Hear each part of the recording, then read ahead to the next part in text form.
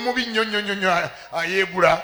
Are you so ugly so that you sell yourself? Oli mubi nnyo ayeegula. Are you so ugly? Atuuke n'okutiisatiisa bw'oba oganye. For him to threaten if you've Kale refused. kangende noonya abanaazimba. Let me find those who are going to give it to me. Mugambe genda onoonye b'onabba nze tojja kunziba. Go and find those who are going to cheat or con, not me.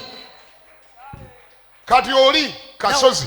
Now Kasozi. Ate Katonda yennyini yali amumuwonya. It is God who was just even saving Sister him. ne mugamba bino sina bwe mbisala. I told sister I cannot judge this. Kubanga olemeddwa n'okuleeta obukakafu nga yakugamba. You failed to produce proof that he told you. Takyogera nga kundi agenda He kuwasa. has never uttered it out. Muleke agende. Leave him alone. Let him go. Kasozi n'agenda. And Kasozi left. N'akwatagana n'aliyeeti we.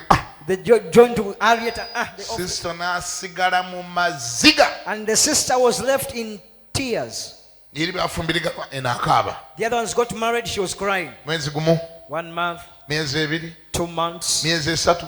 3 months. Myezi ena. 4 months. Myezi etaano. 5.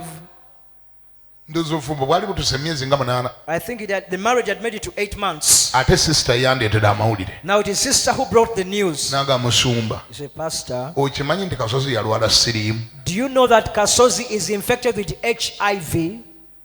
Mulwadde muzibu. He's so sick and bedridden. N'agamba musumba Katonda alabika yamponya Kasozi. So I think, Pastor, God saved me from Kasozi. Kirabika Katonda yali amuntaasa. I think God was saving and sparing me. Era musumba nsonyiwa. Pastor, forgive me. Kubanga naawe nali nakunyiigira. Because I had gotten angry with you. Nga mmanyi mwekobaana ne Kasozi. Knowing that you connived with him.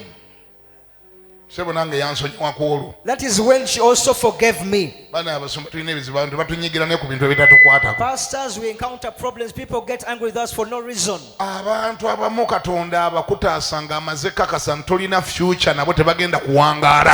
Some people, God saves you from them when He knows they have no future with them. You're not going to live long. Era tolemerangako nnyo. Never hold on so much. Oyinza okulemerako nga Katonda akutaasa kufa. You can hold on when God is sparing you from death. Abamu ne bw'aba talina siriimu. Others, even if they're not infected, Katonda ayinza okubala ennaku ze ng'asigaza emyaka ebiri afe. God can count and see that they have 2 years to live. Wali abantu abamu ng'ennaku zaabwe empime. Others, their days are numbered.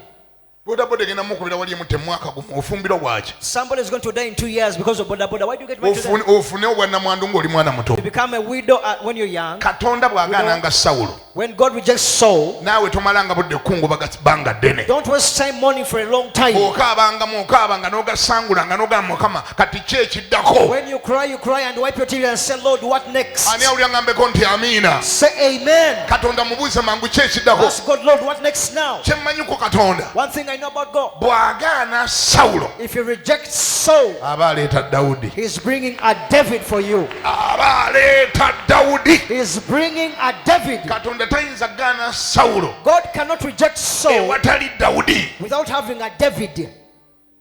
Era And n'amugamba kati He said, jjuza ejjembe lyo amafuta. now fill your horn with the anointing. Jjuza ejjembe lyo amafuta. Fill your horn with the anointing.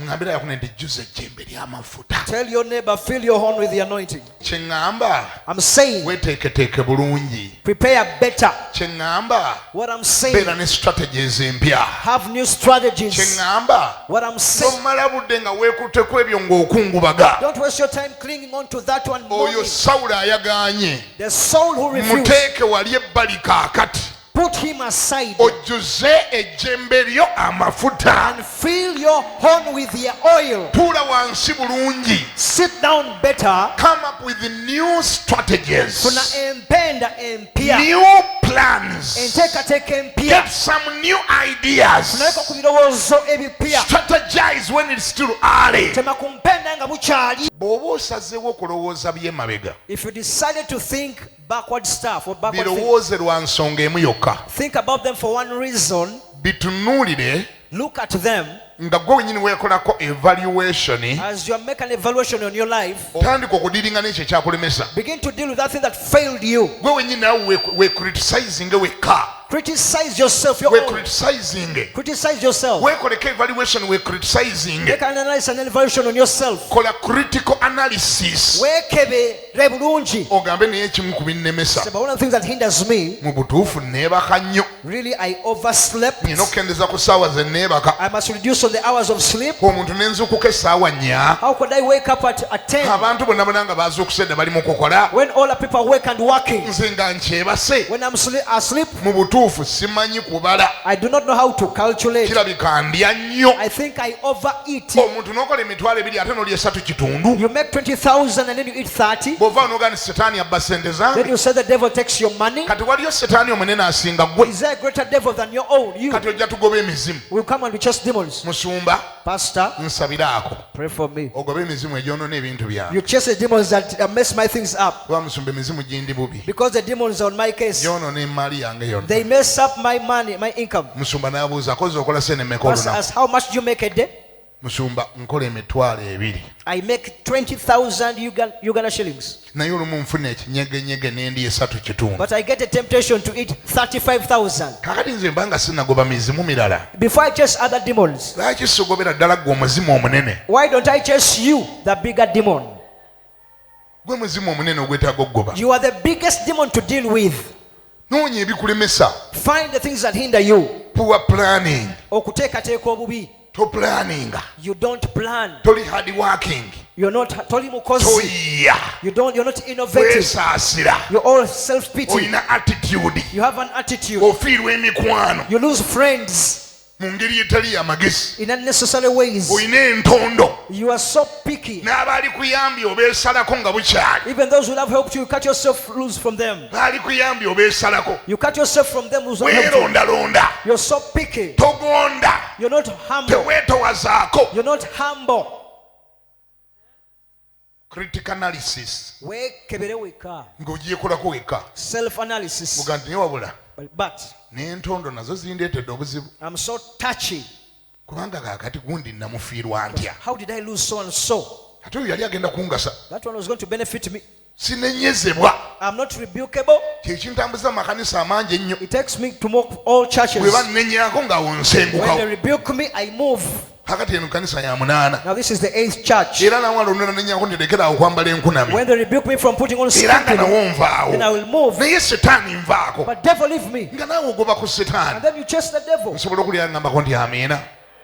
Can I hear you? Amen? Critical self-analysis. Okwekebera weka. Self-evaluation. Weka. Kye bayita okujjuza ejjembe amafuta. That one is called filling the home. Noonya ebintu ebibadde bikulemesa. Find the things that were hindering Ani you. awulira ngambeko nti amiina. Come on, where is your Jjuza amen? ejjembe lyo. Amaffuta. Jjuza ejjembe lyo. Fill your horn with the oil. Vaayo ne ku pulaani ze empya. Come out with new plans. Kye bayita okujjuza ejjembe amafuta. That is what is called filling the Ogende mu oil. nnyumba ya Yese. Going to the house of Jesse. Agamba kubanga eyo ndabyeyo kabaka. Says because I've found the Kyagamba king. ndabyeyo new opportunities. Ndabyeyo mukisa omupya. Waliwo ebyagaana. There's something that failed. Naye ebyagaana biri mu But the byafaayo. things that failed are in the Kati past. waliwo ebisoboka. There's something that are possible. Ebisoboka biri mu future. Those ones are in the future ahead. Tugende naki? What should we go with? Abaayi tugende naki? What should we go with? Waliyo ebyagaana. There are things that failed. Naye ebyagaana biri mu byafaayo. But whatever failed is in the past. Kaakati ate waliyo opportunities. But the one where mikisa emipya, Opportunities zisiŋŋaanibwawa. where the opportunities Gamba found, nti mu future. say in the future. Kye bagamba Samwiri. That's what they're telling Samuel. Jjuza ejjembe ly'amafuta. Fill your horn with the oil. Ogende mu nnyumba ya Yese. Going to the house of Yese Jesse, nga bw'ogyaza as you search it, ng'onoonyaamu ebibyo. looking for your stuff. Mu nnyumba ya Yese Jesse's house. mulimu ebibyo. Yours.